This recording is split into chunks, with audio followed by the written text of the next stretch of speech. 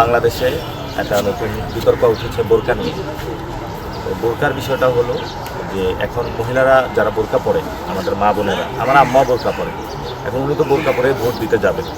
তো যেইভাবে বোরকার বিরুদ্ধে কুৎসা রচনা হচ্ছে, এর মধ্য দিয়ে কি হবে যে একজন মহিলাকে হয়তো বা বোরকা ধরে টান দিতে পারে, অথবা দেখা গেছে আবারই বিএনপির পোলাপাইন আবারই বোরকা পরেও জাল ভোট করতে পারে, এবং সেখানে যদি পরবর্তীতে এটা দেখানোর চেষ্টা করবে যে বোরকা পরে ভোট দিতে এসেছে। তো এটা হলো তারা এই যে আমাদের মা বোনদের নিয়ে এই নোংরা রাজনীতি তাদের বন্ধ করা উচিত, বোরকা নিয়ে নোংরা রাজনীতি বন্ধ করা উচিত। আরেকটা বিষয় হলো, গতকালকে একটা যে সাক্ষাৎকারে এসেছে যে আমি বলেছিলাম যে জেল হলো জুনায়েদ আহমেদ বাবুনগরী রহমতুল্লাহ আলাই, উনি হলো আমাদের কাদের মোল্লা, যিনি শহীদ হয়েছেন রহমতুল্লাহ আলাই, দুজনেই শহীদ হয়েছেন, ওনার খাবার খেয়েছিলেন। তো এটা ছোট একটা ক্লিপ প্রকাশিত হয়েছিল। যে বিষয়টা হলো যে এটাকে আমি একটু সময় নিয়ে বলবো। যখন হেফাজতের আন্দোলন ঘটতেছিল, প্রথমে আন্দোলনের জায়গাটা ছিল এখানে ইসলামের উপরে আঘাত দিয়েছিল শেখ হাসিনা, দাঁড়িয়ে ধরে টান দিয়েছিল, আলেম ওলামাদের উপরে নির্যাতন করেছিল।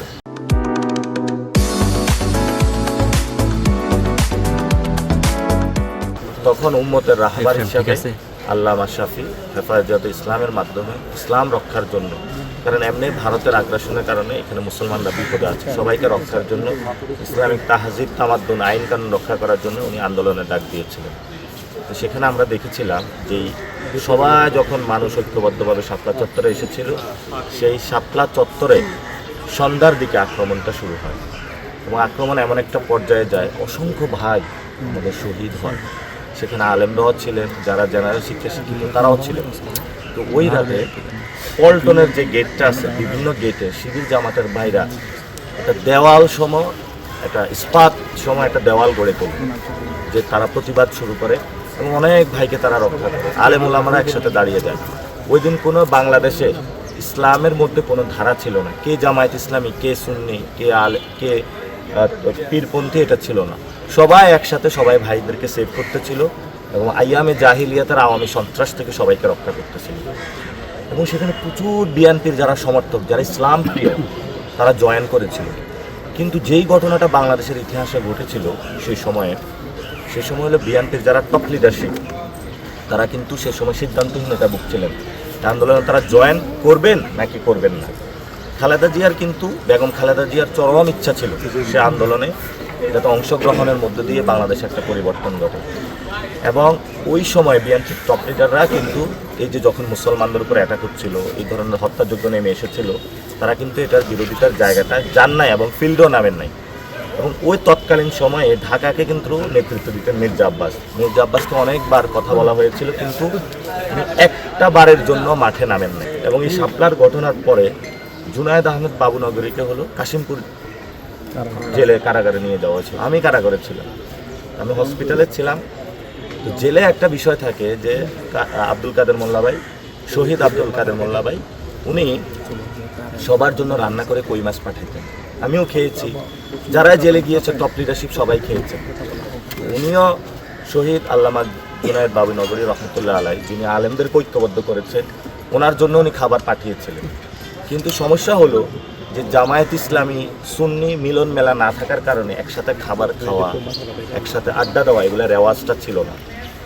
রেওয়াজ না থাকার কারণে সেখানে একটা যে পরিস্থিতি সৃষ্টি হয়, পরবর্তীতে কিন্তু জুনায়েদ আহমদ বাবুনগরী ওই খাবার গ্রহণের মধ্য দিয়ে এই যে ট্যাবু, এটা ভেঙে দিয়েছিলেন। এবং উনি এত দারাজ ছিলেন যে কওমি, আলিয়া, সুন্নি, জামাত সবার মধ্যে যে ভেদাভেদের একটা দেওয়াল, সেটাকে রিমুভ করে নিয়ে সবাইকে বুকে জড়িয়ে নিয়েছিলেন।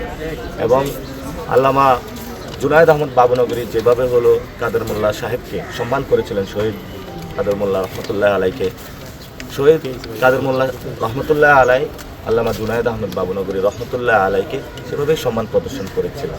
এটা সম্প্রীতির বাংলাদেশ ছিল। ওই সময় যখন আলেম ওলামা প্রত্যেককে সম্মান করেছিলেন। তো গতকালকে ছোট্ট একটা কার্ড ভিডিও করে এটা নিয়ে হলো প্রচারণা চালাচ্ছে। প্রথমত দায়িত্বহীন ভাষায় ঘোষণা করতে চাই, আমি কওমি মাদ্রাসায় পড়াশোনা করেছি, আমি চাই বাংলাদেশে যেটা খুবই রাজনীতিটা পরিষ্কার। দেখেন, যখন এই যে শহীদ উসমান হাদি ভাইয়ের এখানে এই বিচারের হত্যাকাণ্ডের বিচারের জন্য মাঠে আসলো, সার্সিনা তরিকার এক বুতামলা একটা ছেলে মায়ের খেয়েছে, আপনারা দেখেছেন, তাকে পুলিশ পিটাচ্ছিল। উনি কোন জজবা থেকে এসেছে, এখানে মুসলমানদের রক্ষা করতে চায়, বাংলাদেশের সার্বভৌমত্ব রক্ষা করতে চায়। এরপরে হলো নেসারাবাদের পীর সাহেব, উনি বলেছিলেন যে ইত্তেহাদ মাল ইখতিলাফ, বিভিন্নতা সত্ত্বেও আমরা ঐক্যবদ্ধ থাকবো, সেই জায়গাটা উনি নিয়ে এসেছিলেন। আল্লামা হাফিজ হুজুর যখন ইরান যুদ্ধে গিয়েছিলেন, সেখানেও উনি ইরাকের সুন্নি শিয়া ভাইদের মধ্যে ঐক্যবদ্ধ করার প্রচেষ্টা চালিয়েছেন।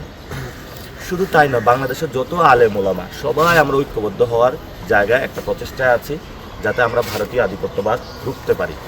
এখন এই নির্বাচনে বিএনপি কিন্তু ভারতের সাথে হাত মিলিয়েছে, ফলত যত আলেম সমাজ আছেন সবাই ঐক্যবদ্ধ হয়ে আমাদের এই ধানের শীষের বিএনপির বিরোধিতা করাটা জরুরি হয়ে পড়েছে।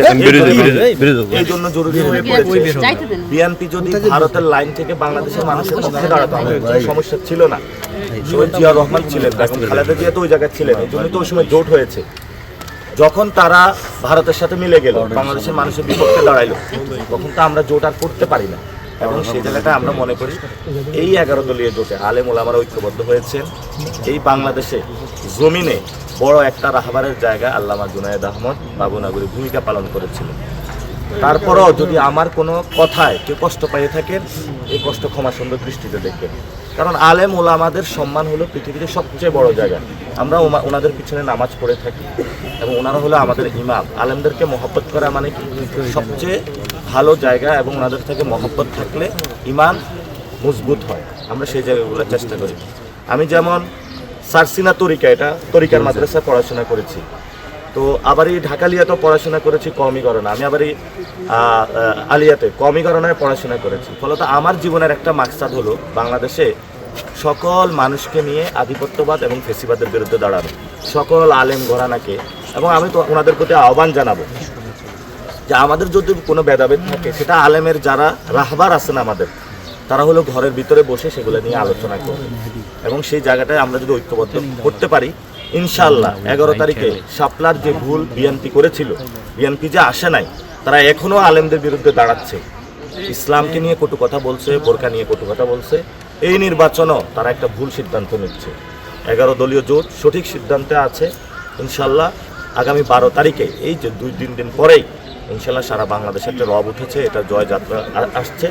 ইনশাআল্লাহ 11 দলীয় জোটের শাপলাকলি, দাঁড়িপাল্লা, রিক্সা, যে যে জায়গায় মার্কা আছে, বিপুল বুটে জয়লাভ করবে ইনশাআল্লাহ।